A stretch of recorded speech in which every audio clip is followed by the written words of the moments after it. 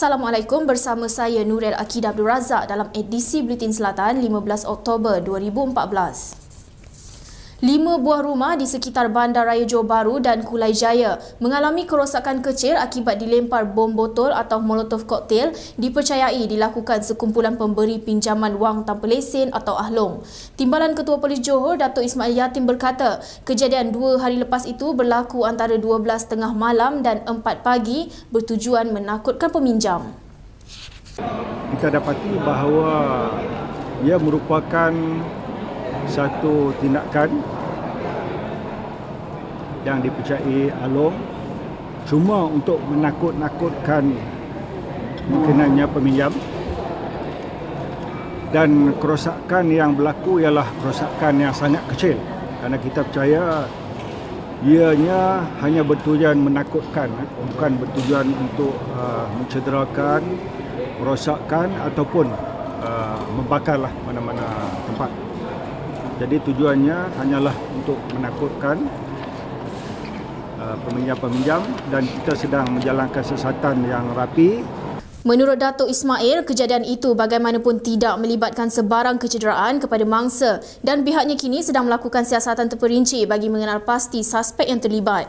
Beliau berkata demikian kepada pemberita selepas Majlis Perhimpunan Bulanan Ibu Pejabat Polis Kontingen Johor di Johor Bahru. Orang ramai dalam masa yang sama dinasihatkan supaya tidak meminjam wang daripada ahlong bagi mengelakkan sebarang implikasi buruk.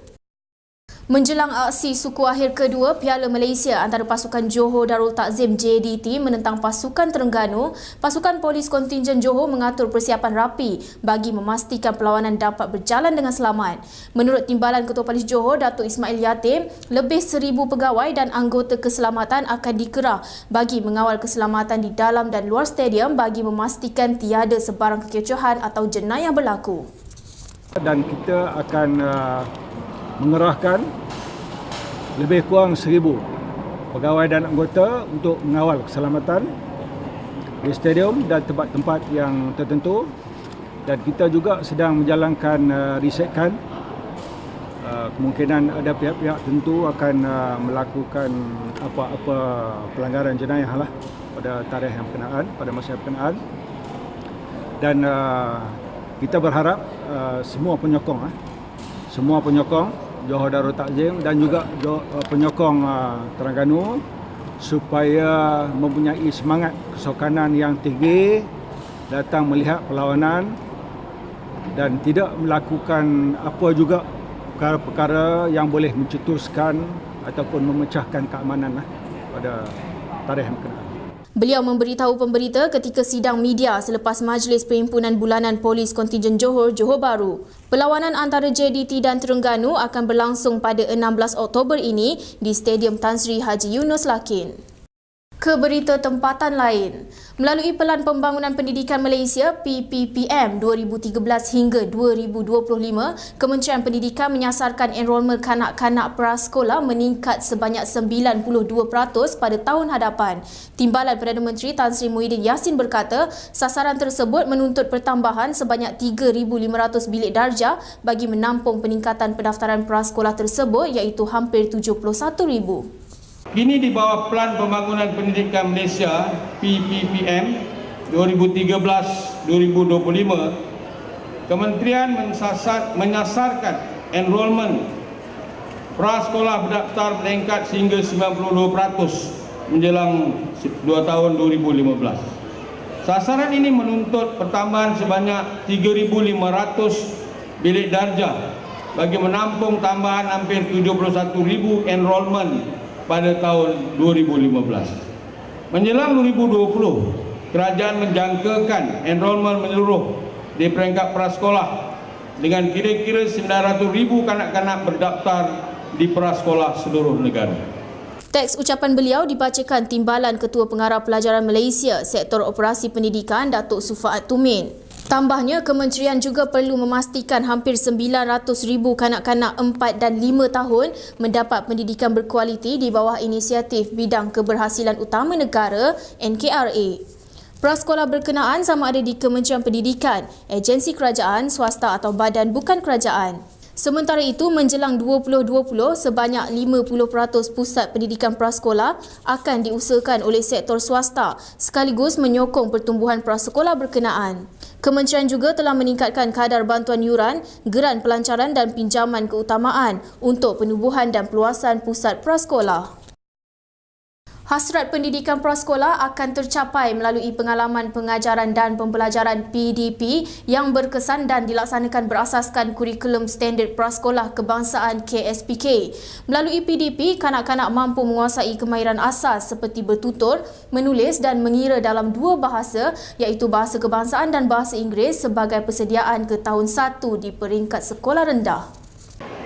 Hasrat pendidikan prasekolah ini tentunya akan tercapai sepenuhnya melalui pengalaman pengajaran dan pembelajaran PDP berkesan, bermakna dan mengembirakan yang dilaksanakan berasaskan kurikulum standard prasekolah kebangsaan KSPK. P dan P yang dilaksanakan dengan menggunakan bahasa pengantar dua bahasa iaitu 50% bahasa kebangsaan dan 50% bahasa Inggeris diharapkan agar dapat memberi kemahiran asas berbahasa agar dapat bertutur, menulis dan mengira dalam kedua-dua bahasa bagi persediaan ke tahun 1 di sekolah rendah. Terdahulu, Datuk Sufaat mewakili Timbalan Perdana Menteri Tan Sri Muhyiddin Yassin yang juga Menteri Pendidikan melancarkan program kecemerlangan pendidikan prasekolah peringkat kebangsaan 2014 di Sekolah Menengah Kebangsaan Medini, Nusa Jaya. Hadir sama Pengarah Pendidikan Negeri Johor Aminuddin Adam dan Pengarah Bahagian Pengurusan Sekolah Harian KPM Abdullah Mat Yunus. Program kecemerlangan pendidikan prasekolah peringkat kebangsaan 2014 berjaya mendapat penyertaan seramai 380 murid prasekolah dan 152 guru dari 16 kontingen seluruh negeri. Pengarah Pendidikan Negeri Johor Aminuddin Adam berkata, penyertaan turut melibatkan sebuah kontingen dari Jabatan Perpaduan Negara dan Integrasi Nasional manakala dua buah kontingen dari prasekolah swasta. Program pada kali ini telah disertai oleh 16 kontingen semua negeri. Selain itu, program ini juga disertai oleh sebuah kontingen dari Jabatan Perpaduan Negara dan Integrasi Nasional serta dua buah kontingen dari prasekolah swasta.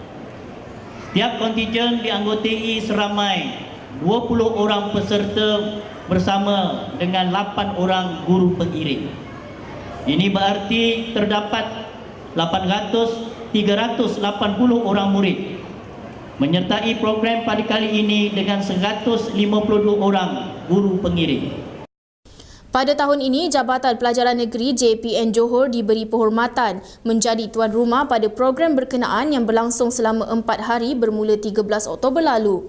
Pelbagai aktiviti yang telah dianjurkan bagi meningkatkan tahap kemahiran kanak-kanak antaranya adalah Smart Kick, Fun Ball, Bijak Bahasa dan Smart Spoiler. Pada majlis yang sama turut disampaikan anugerah kecemerlangan pendidikan prasekolah peringkat kebangsaan melalui penilaian terhadap prasekolah seluruh negara. Bagi kategori bandar diraih oleh Sekolah Kebangsaan Konvent Cameron Highland Pahang. Kategori luar bandar diraih oleh Sekolah Kebangsaan Temaga Lundu Sarawak. Kategori pedalaman pulau dimenangi oleh Sekolah Kebangsaan Kuala Nyalau Bintulu Sarawak dan bagi kategori sekolah orang asli diberikan kepada Sekolah Kebangsaan Kudong Segamat Johor. Jadi saya rasa ini adalah kerja keras guru saya. Dan maknanya kolaborasi lah ya, maknanya bukan kerja seorang, seluruh warga SK Kampung Kudong dan juga ibu bapanya sekali lah. Hari ini saya bawa 3 orang saja. Ini terpanggil Dia Amai yang selalu bantu kita lah, AJK Puan Mufakatan Prasekolah. Maknanya kolaborasi antara ibu bapa, guru yang hebat, pegawai daripada pendidikan daerah dan juga warga, semua guru-guru dan tabir urus sekolah. Akhirnya kami dinobatkan sebagai prasekolah cemerlang peringkat kebangsaan. Kategori sekolah asli itu. Terima kasih juga pada kementerian kerana menganjurkan satu program begini. Ia meningkatkan martabat kualiti prasekolah lah. Jadi dengan adanya program begini, prasekolah saya sendiri pun telah secara tak langsung telah meningkat dengan berbagai-bagai program kita laksanakan dan kita lakukan dengan penuh komitmen lah, kena penuh bersungguh-sungguh sehingga mencapai satu tahap kualiti yang tinggi. Sekian edisi Buletin Selatan, terus layari kami di www.tvselatan.com.my untuk paparan berita-berita terkini. Salam takzim.